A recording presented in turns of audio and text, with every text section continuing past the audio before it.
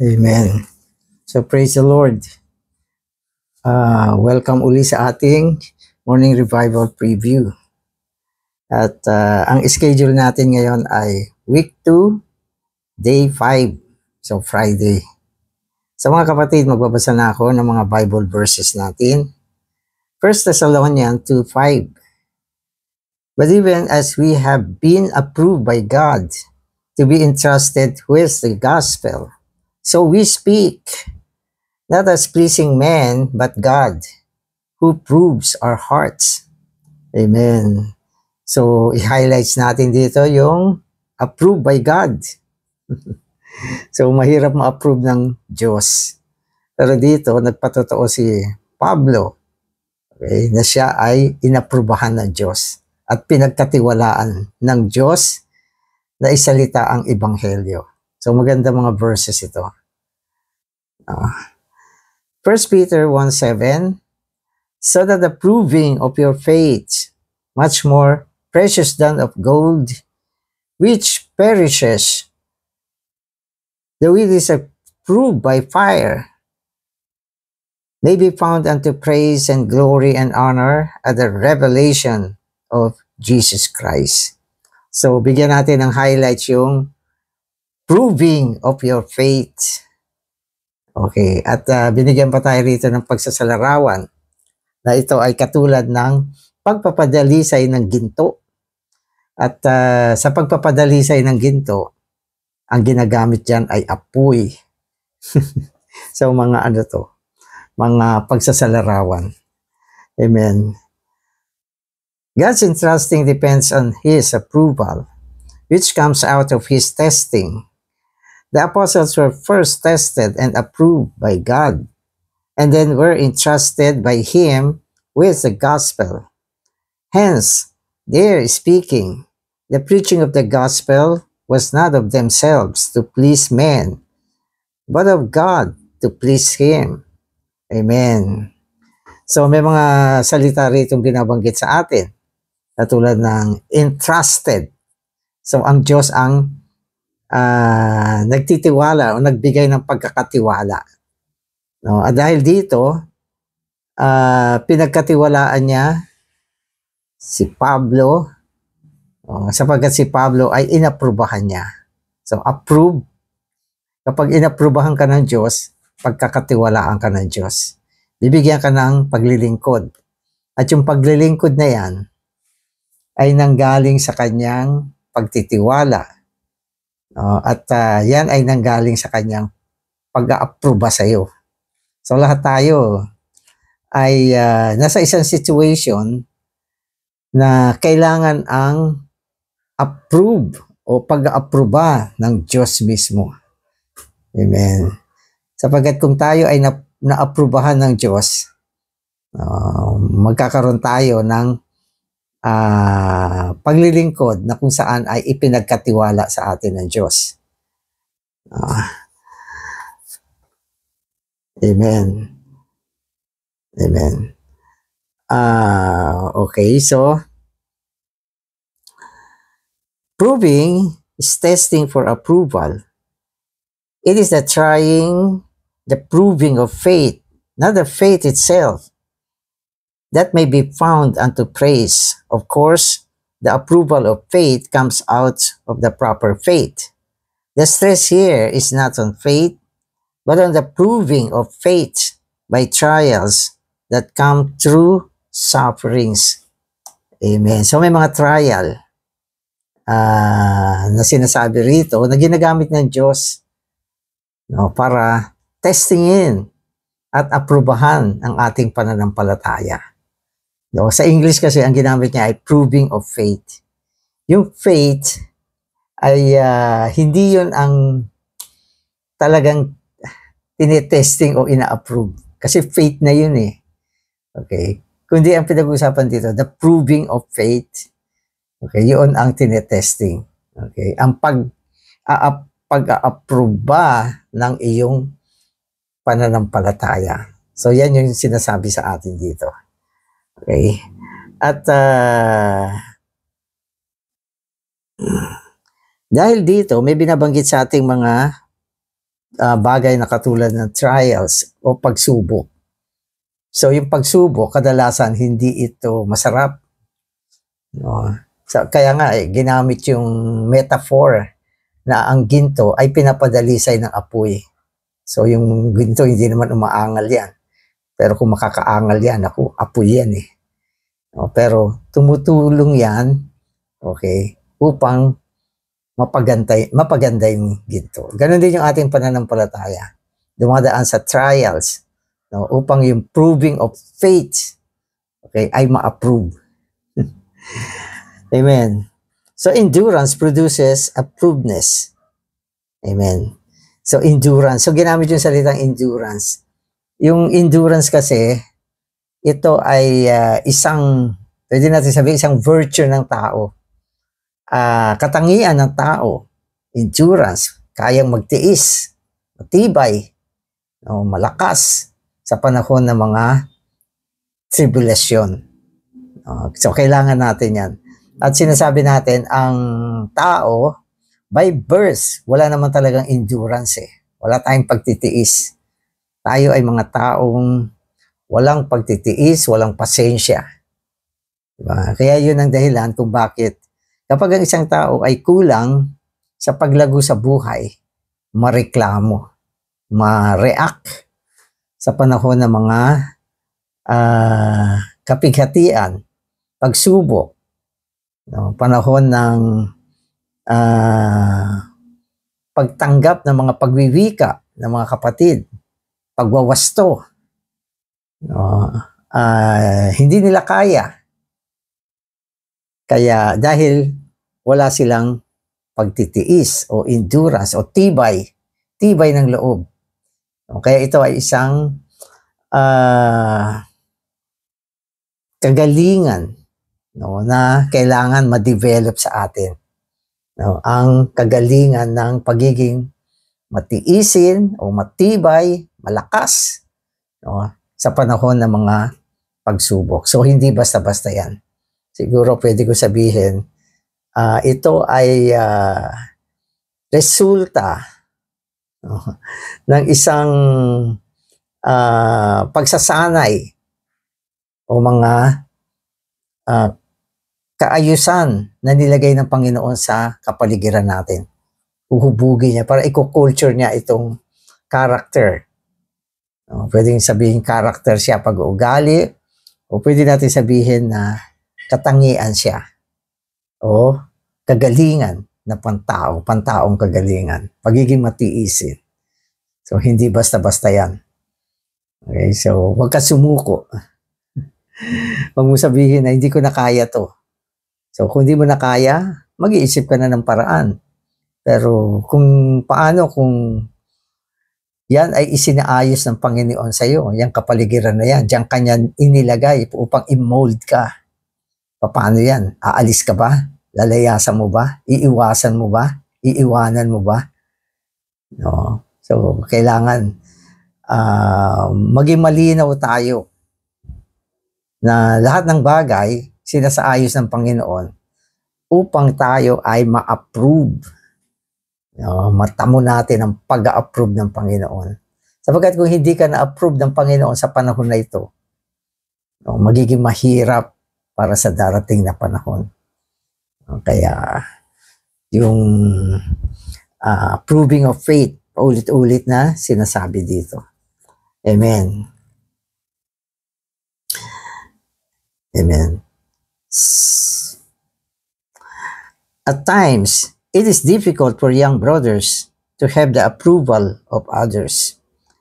They need the endurance that produces a quality that is easily approved by others. Tribulation issues in endurance, and endurance brings forth the quality of approvedness. Amen. So yung endurance, may quality pa rin yan. Hindi basta endurance yan. O sabihin natin, hindi kumot matiisin ka, ay aprobado ka na. No? So meron din siyang kalidad. At ang pinakamataas na kalidad ng pagtitiis ay yung naaprubahan ka ng Diyos. No? Kasi pwede natin sabihin, ang Diyos ay soberano, aayusin niya yung kapaligiran natin. Gagamitin niya ang maraming bagay upang tuloy-tuloy tayong turuan, no? At i-develop itong kagalingan na ito ng pagtitiis sa pamamagitan ng maraming bagay sa kapaligiran na isinaayos ng Diyos sa atin. Kaya huwag tayong magtaka. Lahat ng bagay isinaayos ng Diyos, mga tao, mga pangyayari, lugar, pati local church, lahat ng yan isinaayos ng Diyos. Gagamitin niya yan ng sama-sama. No, sa isang banda, pwede natin sabihin na yan ay mga trials, pagsubok, no, na gagamitin ng Diyos. Pero pwede rin natin sabihin, lahat ng yan ay mga tools na gagamitin ng Diyos upang i-perfect tayo dito sa endurance. No, itong particular na kagalingan na ito, okay, ay magdadala sa atin, no, sa isang sitwasyon na hindi ka na magiging problema ng tao. So pag natutuhan natin ito, maski saan tayo pumunta, hindi tayo magdadala ng problema sa lugar, hindi rin tayo magiging problema ng tao, wala din tayong problema sa kanila. So yan yung magandang bagay kapag ito ay na-develop na. Nagkaroon na tayo ng isang klaseng endurance na may quality. At yun ay ang pagkapasa mo o pagkatuto mo mula sa kapaligiran na isinaayos ng Diyos. At siyempre, particular na binabanggit niya, meron tribulation. General term, ang tribulation ay mga mahihirap na kapaligiran na nanggaling sa pagsasaayos ng Diyos. Pero kung nalusutan mo yan, natuto ka, napagtiisan mo, naging matibay ka, no, anong mangyayari? Merong pagkakatiwala ang Diyos sa atin. Hindi niya pagkakatiwalaan yung isang taong walang pagtitiis. Ang Diyos natin, bagamat pwede natin sabihin, kailangan niya ng mga tao maglilingkod sa Kanya. Pero dumadaan pa rin muna sa pag-aaproba niya. Hindi basta ito, Lord, gamitin mo itong taong ito. O ito, Lord. Sabi ni Lord, so mag-antay ka muna. Dadaan muna yan sa testing. Dadaan muna yan sa trials. Dadaan muna yan sa perfecting work ng kamay ng Panginoon. At pwede kong sabihin, dadaan yan sa apoy ng kanyang pagsubok. No, pero kapag na-perfect na siya, naku, ang ganda, parang ginto, ang kinang niya, talagang kitang-kita mo yung pagkaginto niya. No, hindi yan yung parang binuli lang, kinuskos, hindi. Talagang pinadalisay. Amen. Amen. Okay, so, some versions translate the Greek word here as experience.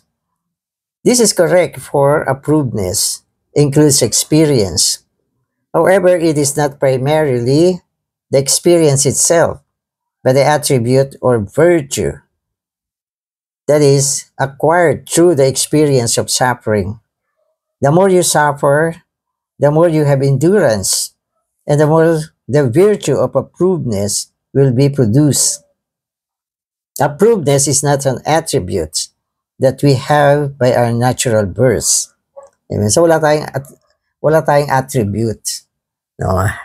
Ang attribute ay mga kagalingan ng Diyos. Kaya attribute siya.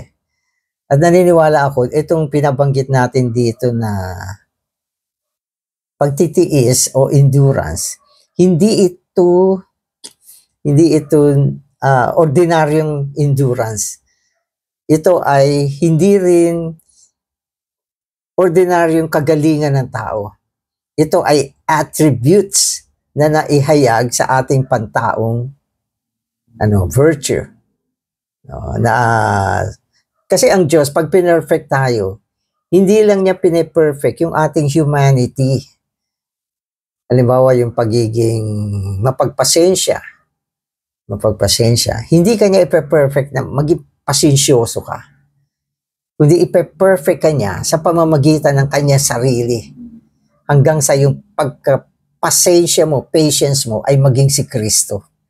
So, ganun din yung pagiging matiisin dito. Kapag yung pagiging matiisin mo, or endurance mo, hindi umabot na naging divine attributes ito, na naihahayag sa ating human virtue, hindi ito maa-approve. So, tandaan nyo, hindi ito maa-approve. Maski dumaan ka pa sa character training, kailangan ang pagkatuto natin sa mga ganitong klaseng virtue ay umaabot siya na ang ating virtue ay puno ng divine attributes. Yan, matibay yan. Kung ang pagiging matiisin mo ay nanggaling lang sa iyong pagsisikap. Bilang isang tao, nagsikap ka na maging matiisin, matibay. Subalit walang dibinong elemento na naidagdag dyan. Hindi rin yan ma-approve. Hindi yan ma-approve. So, bagamat hindi masyadong in-emphasize yan dito sa message natin.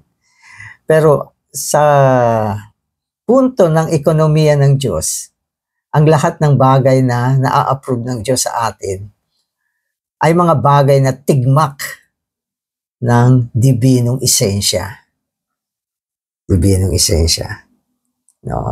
Bagamat sinasabi natin, ang isang pagiging matiisin, okay, ay na-develop siya sa pamamagitan ng tribulation o kapighatian, mga sufferings, mga pagsubok na dinaanan ng isang tao. So, na-develop yung kanyang character. Nagkaroon siya ng isang katangian o kagalingan na siya ay naging matiisin. Pero anong laman yan? Kung yan ay pantaong pagiging matiisin, hindi din siya mataas ang kalidad. Hindi mataas ang kalidad nun. Ang kalidad ng pagiging matiisin na mataas ay merong esensya ng dibinong buhay. So, yun yung sinasabi ko. Kaya ang Diyos natin, hindi siya nagte-train, okay, sa pamamaraan ng tiisin mo hanggang hindi, kayanin mo, hindi.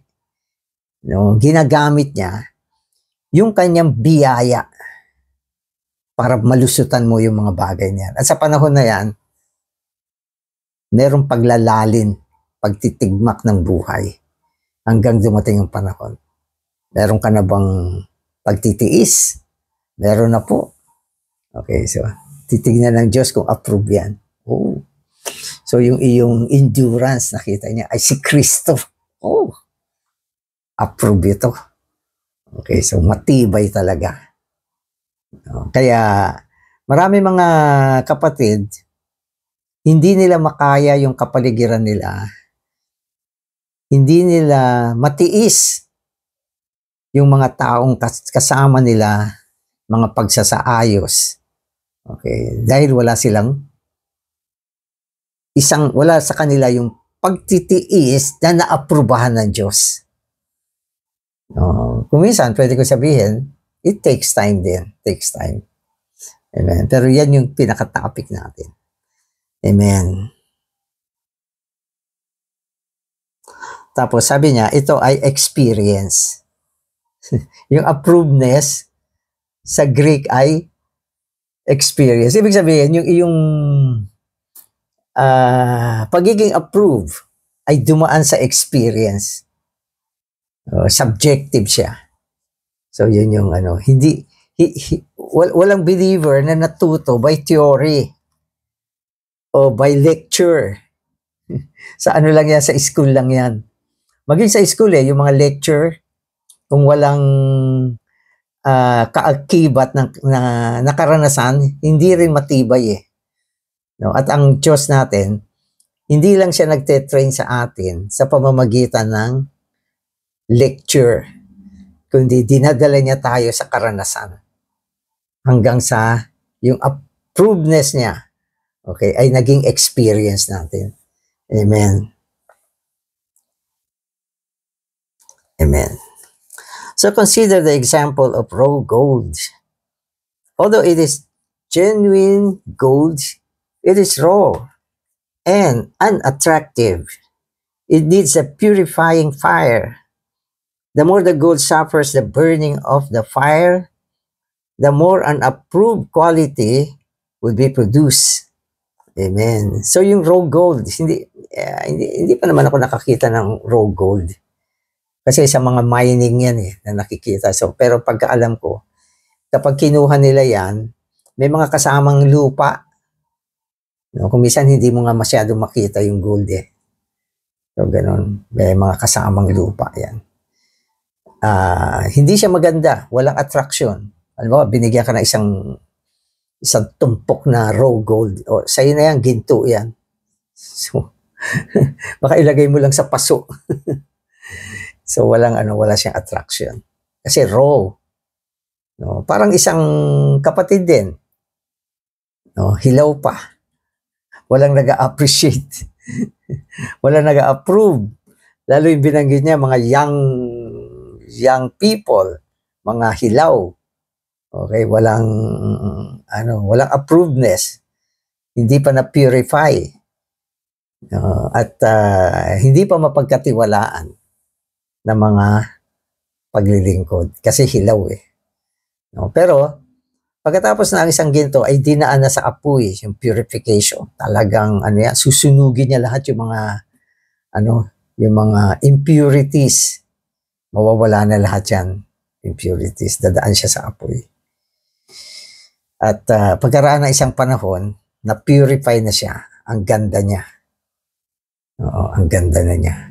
Hindi mo na ipapamigay yan. At i-treasure mo na siya. So, ganun din tayo.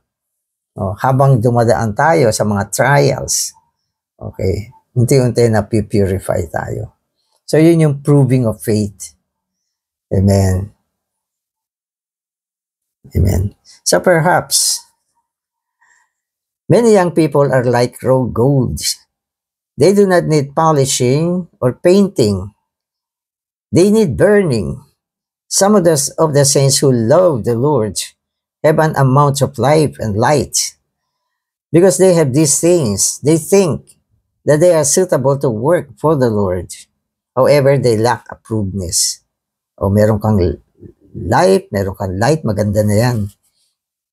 Dahil sa, usually yung life and light, ito yung mga bagay na meron tayo sa panahon ng ating pakikipagsalamuha sa Panginoon.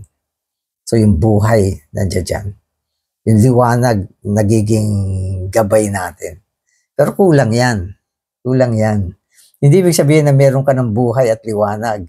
Kwalipikado ka ng maglingkod. So pwede mga light na paglilingkod, pero yung mga paglilingkod na medyo mabigat, so kulang pa yan. So ibig sabihin, kailangan mo pa ng approvedness ng Panginoon.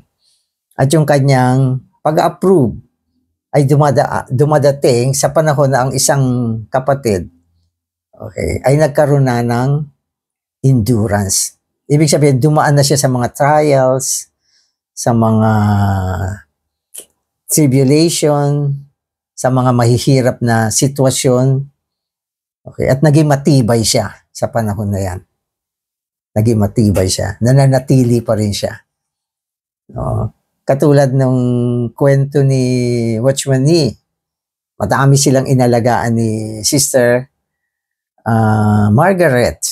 Bandang huli siya na lang ang natira. Hindi na nila kaya. Matindi ang apoy dito sa sister na to. Pero si Watchman Nee, kinaya niya. Hindi siya umalis, hindi niya iniwan. Kaya walang duda na perfect siya. Dumaan siya sa matinding apoy, kaya ang buong buhay niya hindi siya natutumba. At hindi rin siya naging problema ng mga tao sa kapaligiran. No? At hindi siya nagdala ng mga problema sa church. No? Sapagkat siya ay naging matiisin na nagbunga, okay, ng kanyang pagiging na-approve. Kaya yun yung sinasabi sa atin na pinakamataas na katangian ng isang naglilingkod sa Panginoon. At ang nag-a-approve diyan ay hindi mga kapatid. Huwag mo sabihin na, oh mga kapatid, aprobado ba ako? Hindi, ang Diyos ang mag-a-approve sa iyo. Ang Diyos. Paano mo malalaman na ikaw ay inaprubahan ng Diyos? No? Ito ay sa pamamagitan ng pagkakatiwala. So makikita mo ang mga paglilingkod na ibinibigay sa iyo. No? Ay mga paglilingkod ng pagkakatiwala. Kaya approve ka. Approve ka. Pero siyempre tayo na mga nasa buhay eklesiya, pwede natin sabihin, minsan mas konti yung dumaan sa mga ganitong pagpe-perfect ng direction mismo ng Diyos. Kasi ang trainer mo ang Diyos eh. Unang-una bibigyan ka niya ng mga kapaligiran na nako. Hindi naman masamang umiyak. Hindi umiyak ka kung hindi mo kaya. Pero ang masama, umaalis. Parang umaalis ka sa kamay ng Panginoon. Umiiyak, okay lang yan. Marami ko nakita mga kapatid, brother, hirap. Umiiyak talaga. Pero hindi umaalis. Hindi nila pinag-isipan na takasan ang kamay ng Diyos na nagpapasakdal sa kanila. Amen. Magiging mga kapatid na nagbibigay sa kanila ng medyo matinding kapaligiran, hindi rin nila iniiwanan. So, ganun. Pero pagdaan ng isang panahon, wow, yung bunga ng ganitong perfecting. Makita mo, hindi sila matinag. Hanggang umabot na sa ready na maging martyr para sa Diyos. Pati kamatayan, hindi na natakot. Amen. Amen.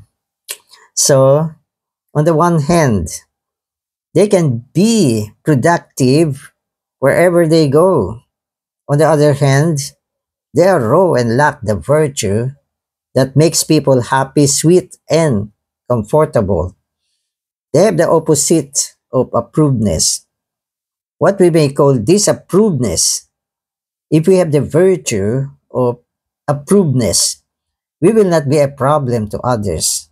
We all must pray, Lord, grant me approvedness. Amen. So sabi niya, pag dumating yung panahon na approve ka na, hindi ka na problema. At yung mga tao sa paligid mo, napapasaya mo. At may katamisan, no? At komportable sila sa iyo. So yan yun. So totoo naman yan eh. May mga tao na minsan nangingimi tayo, hipuin siya. Makatakot i-touch yung tao na to. Kasi alam mo na wala siyang endurance. Takot na takot ka. Hindi ka takot na pero pati pagsasalita natin, nagiging maingat. Kasi itong tao walang endurance. Kapatid, hindi mo alam kung anong salita gagamitin mo. Baka bakanti mo ng konti, tumagilid na. So, gano'n. Pero kung alam na nila, itong kapatid, ang tibay, kakatuwa. Hindi siya na-i-stumble. Di ba? Hindi siya na-offend. At marunong siyang bumaling sa Panginoon. Ang sarap kasama. Hindi nakakatakot kasama. Napaka-komportabling kasama. At pati pagsasalita mo, nasasabi mo yung mga bagay na maayos sa kanya. No? At minsan, napapasalamatan ka pa niya. Maski sa panahon na kinorek mo siya. Amen, brother. Salamat. Nagpapasalamat pa siya. Pero yung ganyang character, hindi inborn. Yan ay bunga ng isang panahon na paggawa ng Diyos sa buhay natin. So, yan yun. So, maniwala kayo. Kanina nung binabasa ko ng topic na to, pero medyo sabi ko, paano ba salitain ito? Amen. Okay, so if you pray in this way, okay, so yung pray in this way, so yung last niya, yung prayer, sabi dito, Lord, grant me approvedness. So if you pray in this way, the Lord will ask, do you really mean business? If your answer is affirmative, the Lord will raise up the circumstances that will produce approvedness for you. For example, He may give you the most suitable wife, the wife most useful in producing this quality within you. So, ang ganda ng prayer, bigyan mo ako ng approvedness, sabi ng Panginoon. Seryoso ka ba dito? No? At kung alam niya seryoso ka, ayun, mag-aayos na siya sa buhay mo. At binanggit dito, wife. So, amen. So, most wives are excellent helpers, assisting God in producing approvedness for His servants. Most of the Lord's servants need such a wife. The wife does not help the husband. She helps God. The disposition of the wives helps God to bring forth approvedness in their husbands. Ayoko mag-elaborate niyan.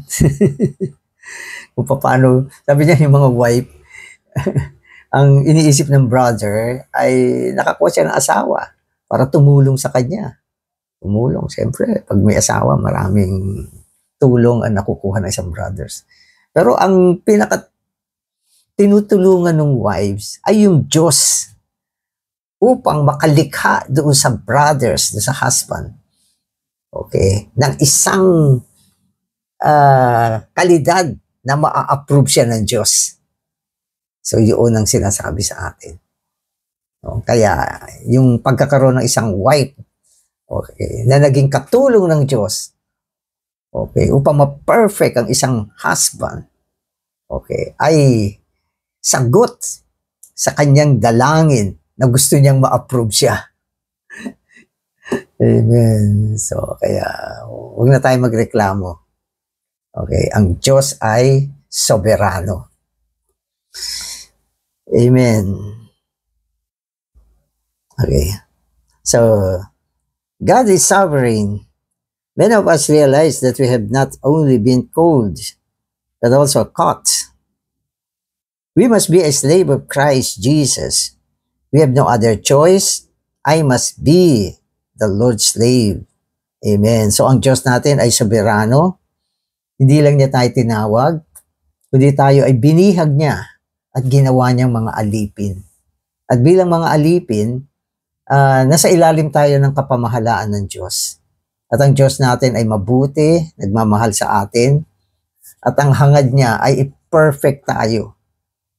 No, magkaroon tayo ng isang kalidad, okay, na pwede niyang pagkatiwalaan, lalo na sa aspekto ng mga paglilingkod. No, at hanggat hindi tayo naaprubahan ng Diyos, no, hindi niya maipagkakatiwala ang mga paglilingkod na gusto niyang ibigay sa iyo. So, pwede ka naman maglingkod sa mga ibang bagay. O maglinis ka ng meeting hall.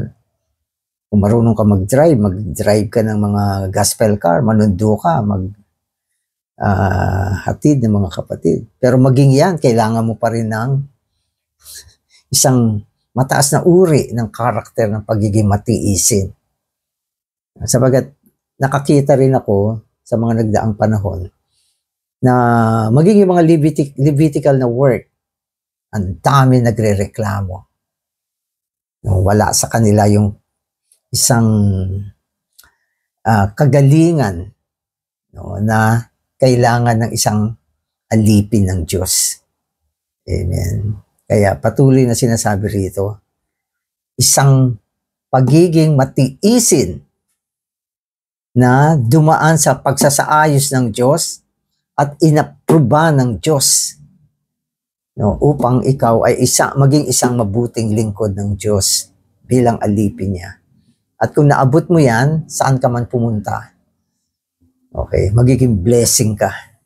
Blessing ka. Pwede kong sabihin yan. Hindi ka, hindi ka problema. Blessing ka. Maski saan ka pumunta, yung lugar ay nabe-bless dahil sa iyo. Amen. Kaya mag-pray tayo. Panginoon, bigyan mo kami ng ganitong klaseng approvedness. Amen. Although we are the slaves of Christ, we lack approvedness. This troubles God and damages us. It also bothers the saints and the household of God. We help them on the one hand and hurt them on the other. But our light and our gift, we help them. By our light and our gift, we help them. By our lack of approvedness, we hurt them. Thus, we need the approvedness that comes out of endurance. So, ang pinaka-title nito ay approvedness that comes out of endurance. Or pwede natin sabihin, endurance, okay, that has been approved by God. Isang klaseng pagiging matiisin na nung tinignan ng Diyos, inaprubahan niya. So, ibig sabihin, mataas na uring pagiging matiisin ito. No? At ito ay hindi isang bagay na wala tayo by birth. Ito ay ibinunga, okay, ng pagsasagawa din ng Diyos sa ating buhay. Siyempre, kasama yung ating cooperation sa Diyos. Kaya binabanggit, experience din ito. Kung hindi mo binigay yung sarili mo, okay, para ang Diyos ay makagawa, ma-perfect ka sa ganito klaseng endurance, hindi din magagawa ng Diyos ito. No, tandaan natin, ang tao ay merong free will na binigay sa atin. No, kaya, bihira tayo magkaroon ng ganito mga topic. So, nawa, matuto tayo. Salamat, Panginoon. Ikaw ang isa na nagpe-perfect sa amin, nagsasaayos sa aming kapaligiran, kung saan kami ay sasanayin mo, dadaan sa iyong pagsubok, dadaan sa iyong mga testing, at mga pagsasaayos, upang sa pamamagitan din ng iyong biyaya, Panginoon, matuto kami, unti-unting ma-develop sa amin ang ganitong klaseng character, ang ganitong klaseng kagalingan, Panginoon, na magdadala sa amin upang maging isang pagpapala sa iyong sambahayan at magdadala rin ng iyong pag-aaproba upang kami ay maging mainam na mga tagapaglingkod mo. Salamat, Panginoon. Amen.